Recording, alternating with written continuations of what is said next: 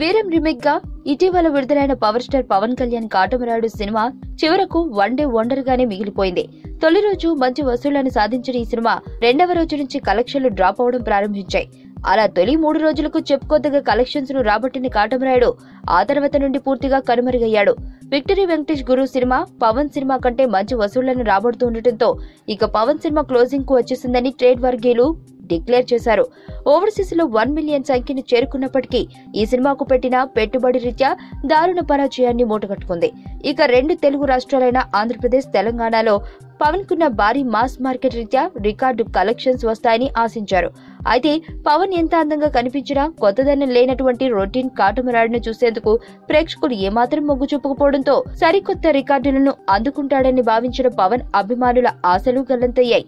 దీంతో పవన్ కెరియర్ లో కమర్షియల్ గా మరో ఫ్లాప్ వచ్చి చేరింది.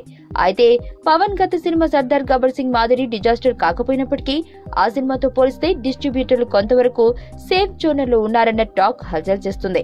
నిజానికి సర్దార్ సినిమా కష్టాలను పూడ్చేందుకు ఈ సినిమాను తీస్తే ఇది కూడా నష్టాల బారిన పడడంతో డిస్ట్రిబ్యూటర్లు ఎటు చెప్పుకోలేని పరిస్థితులు ఉన్నారు.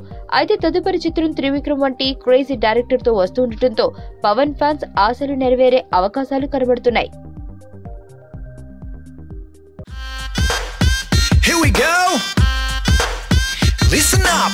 ఇంటి ముంగటున్నది పానీపూరి, రోజు 2 ప్లేట్లు బుక్త నేను ఖాళీ దూరి, ఆడు చనా ప్యాసు తెచ్చి సొంటి పానీలోన ముంచి వెట్టె తిన్నాక అడుగుతా ఖాళీ పూరి. అరే అన్నా నిన్న నేను సందులోన తిన్నా.